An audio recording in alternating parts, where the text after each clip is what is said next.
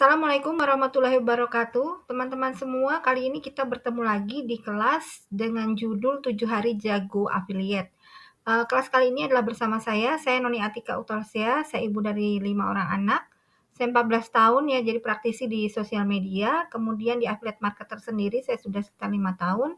4 kali berturut-turut untuk top 1 omset affiliate, dan kemudian saya menjadi mentor affiliate itu sejak tahun 2020.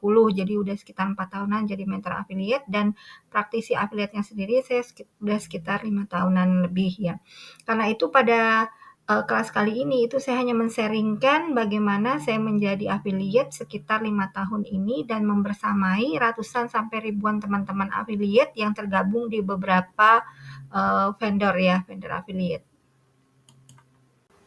Baiklah, sebelum materi ini kita mulai, mari kita berdoa bersama dulu. Semoga apa yang kita pelajari, apa yang kita praktekkan nantinya bisa berdampak untuk kehidupan kita, baik sekarang maupun yang akan datang. Berdoa dipersilahkan.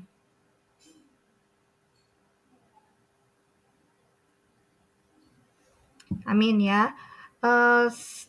Baiklah, untuk materi pertama, ini kita akan bicara dulu kondisi kita saat ini. Ini beberapa potongan berita saya ambil ya, dari situs berita online. Ini ada salah satu judul yang menarik, hidup kian sulit, masyarakat sukar keluar dari jerat hutang.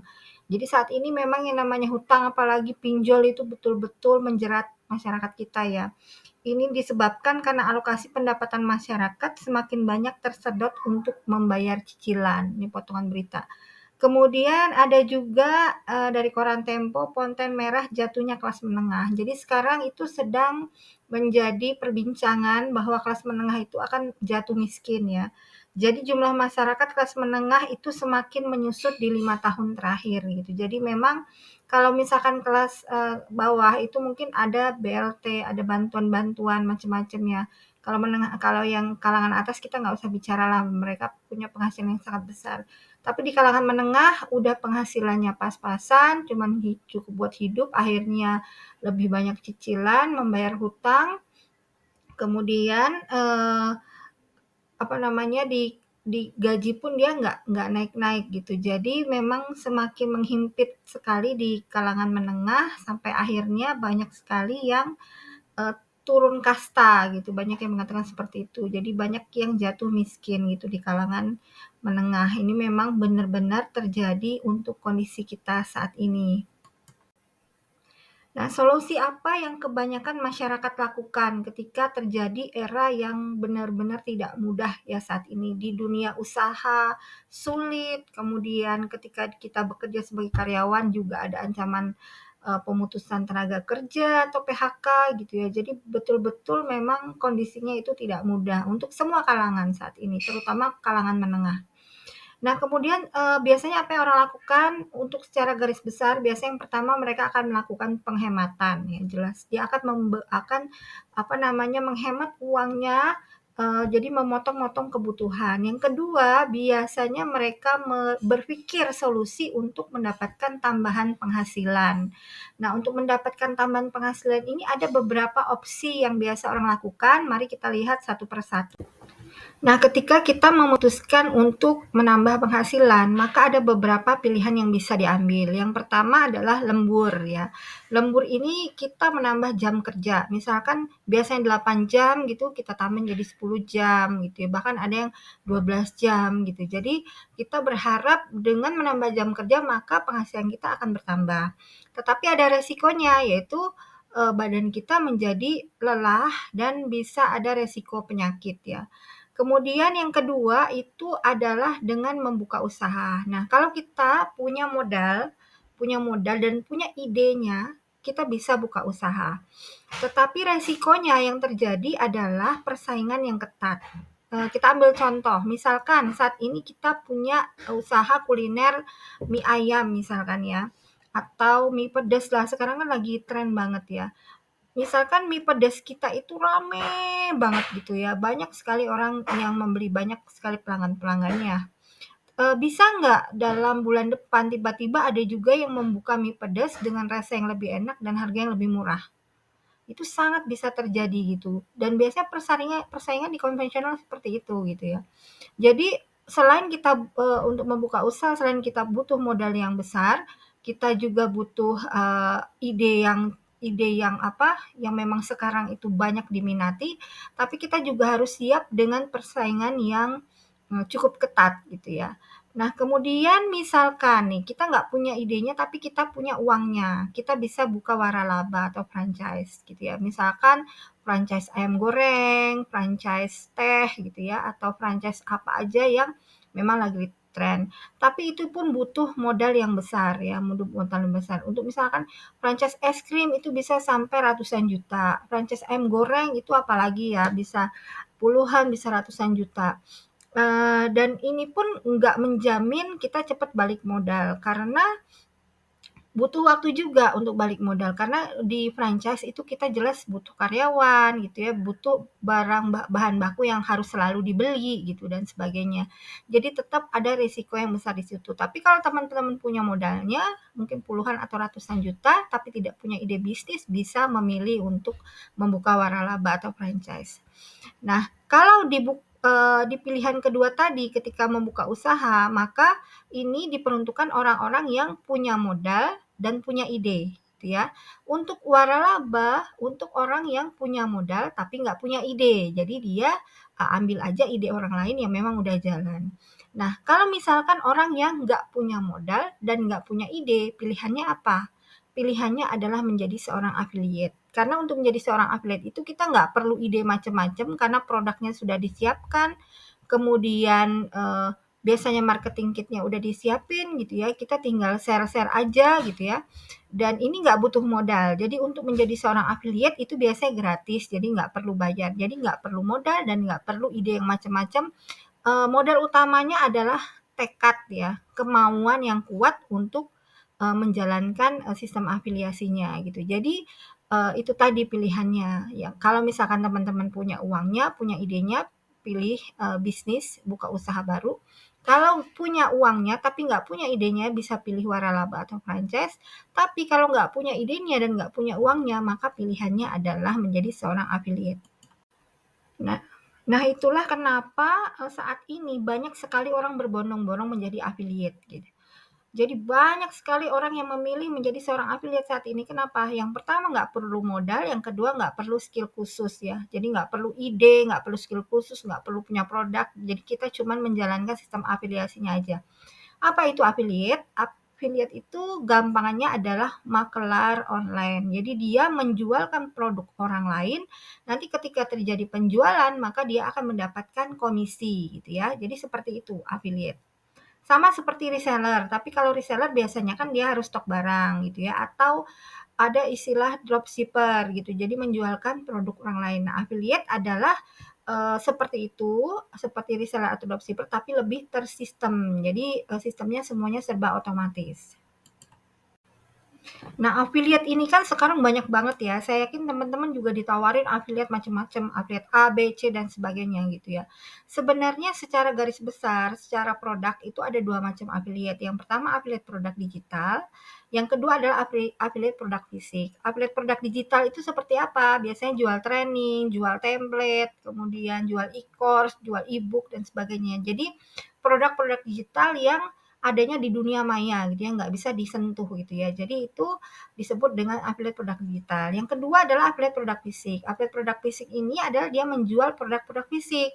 Ya handphone misalkan, kemudian baju, celana, apa tas dan sebagainya ya. Dan affiliate produk fisik ini biasanya kebanyakan di marketplace. Jadi ada affiliate TikTok, affiliate Shopee, affiliate Tokopedia dan sebagainya itu biasanya mereka menjual produk-produk fisik. Nah, dari sisi produk ini dia ya, bagiannya itu produk digital dan affiliate produk fisik. Nah, apa perbedaan komisi affiliate di produk fisik maupun di produk digital? Nah, di produk digital itu biasanya prosentasenya antara 20 sampai 40% ya, 20, 30, 40 biasanya. Ada sih yang sampai 50 sampai 100% ada, tapi nggak banyak. Kebanyakan itu mainnya di sekitar 40%. Nah, kalau di produk fisik itu komisinya antara 5 sampai 10%. Ada yang 15% tapi nggak banyak, 15 atau 20% ada tapi nggak banyak. Jadi kebanyakan kalau misalkan teman-teman jadi affiliate Shopee, affiliate Tokopedia gitu ya, affiliate marketplace itu biasa kisarannya antara 5 sampai 10% komisinya. Makanya jangan heran kalau misalkan biasanya teman-teman di affiliate marketplace itu mainnya receh banget gitu karena harganya udahlah murah tapi prosentasenya itu sedikit kecil sekali ya. Nah, kalau misalkan kita lihat banyak sekali orang yang sukses gitu di affiliate marketplace gitu bisa sampai jutaan atau puluhan juta. Nah, itu butuh effort yang besar karena prosentasenya kecil maka dia harus jumlahnya harus besar gitu ya. Harus kontennya dia harus konten secara rutin gitu. Harus melakukan effort yang besar lah. Makanya dia bisa jumlahnya besar. Nah, kalau teman-teman pengen jumlah prosentasenya besar ya mainnya di produk digital. Karena di produk digital memang secara prosentase itu lebih besar. Nah, gimana caranya kalau kita pengen jual produk fisik tapi pengen komisinya besar? Ya cari aja yang prosentasenya besar dan juga harganya lebih tinggi gitu. Saya ada main di produk fisik itu komisinya sampai 20% dan harganya memang eh, jutaan ya, harganya jutaan. Jadi sekali kita dapat komisi itu 1,3 juta gitu. Jadi memang secara persentasenya besar 20% dan harganya juga lebih tinggi sehingga sekali dapat itu kita akan dapatkan hasil yang besar gitu. Jadi seperti itu ya perbedaannya.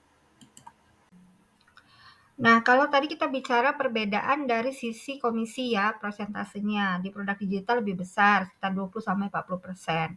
Di produk fisik itu jauh lebih kecil, 5-10% biasanya, tapi ada produk-produk tertentu seperti yang saya jalankan, salah satunya itu bisa sampai 20% produk fisik. Nah, kalau di perbedaan cara kerjanya gimana? Apa perbedaan cara kerja di produk digital dan di produk fisik? Di produk digital itu biasanya kita apa namanya men-share apa namanya link afiliasi gitu ya. Jadi kita tinggal ambil link afiliasinya gitu di vendornya, kemudian kita tinggal share-share aja. Dan biasanya karena dia jualannya itu kelas kelas training atau ini lebih simpel ya, jadi nggak terlalu banyak apa namanya, biasanya paling ada preview kelasnya gitu ya. Jadi tinggal kita share-share aja linknya. Nah, di produk fisik sebenarnya nggak jauh beda juga gitu. Hanya perbedaannya di produk fisik itu kan ada pengiriman barang ya. Kalau di produk digital kan nggak ada. Jadi kalau di produk fisik memang ada pengiriman barang, kemudian ada cek ongkir dan sebagainya ya. Jadi perbedaannya seperti itu. Memang kalau lebih simpelnya memang di produk digital. Tapi di produk fisik pun kalau misalkan itu layak dijalankan ya, kalau komisinya memang besar seperti tadi yang saya bilang satu kali closing 1,3 juta, ya nggak jadi masalah juga itu jadi pilihan.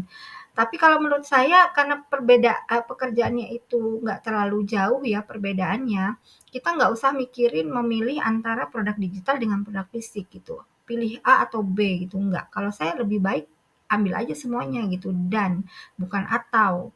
Jadi uh, ambil peluang yang produk digital tapi juga ambil juga peluang di produk fisik yang memang itu besar komisinya gitu. Jadi zaman sekarang nggak usah kita pusing mikirin A atau B, ini atau ini, udah ambil aja keduanya karena perbedaan pekerjaannya itu tipis aja gitu. Jadi hampir sama pekerjaannya gitu. Nah, ada nggak sukses story dan referensinya? Jadi, kenapa saya bikin kelas ini? Itu juga saya pengen membagikan apa yang sudah saya alami, saya kerjakan, saya dapatkan selama ini ya, selama 5 tahun. Saya mulai tahun 2019 di apa produk-produk di affiliate ya. Affiliate yang pertama itu produk digital, kemudian sekarang juga main di produk fisik. Ini baru 1 tahun terakhir gitu.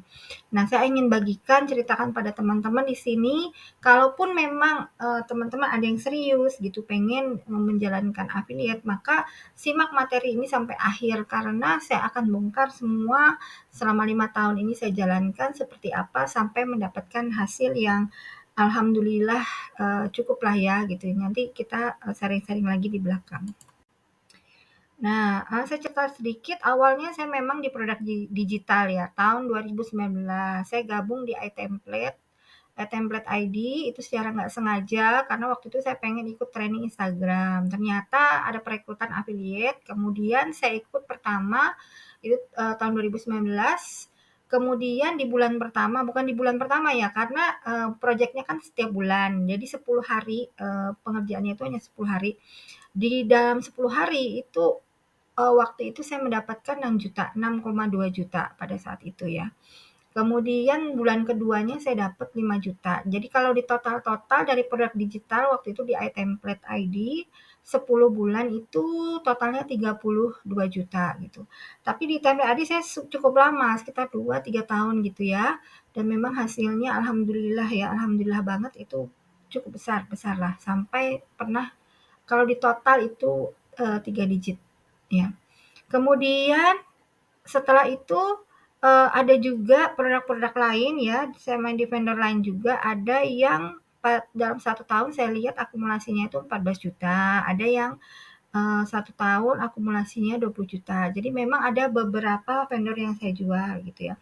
Nah, belum lagi selain yang ini saya juga buka sendiri. Saya punya penjualan produk digital, training-training gitu, tapi nggak by system, yang manual. Ini memang buat teman-teman yang agak kesulitan by system gitu ya, karena kadang-kadang orang buka web aja susah gitu ya, emak-emak biasanya ya, susah buka web lah, inilah itulah. Jadi kita nggak pakai sistem, jadi kita sistemnya yang itu manual. Itu saya punya namanya affiliate komisi harian. Jadi karena dia manual, dia memungkinkan untuk harian gitu. Jadi komisi langsung potong komisinya. Jadi misalkan kelasnya harga 99.000, komisinya 30.000 gitu ya.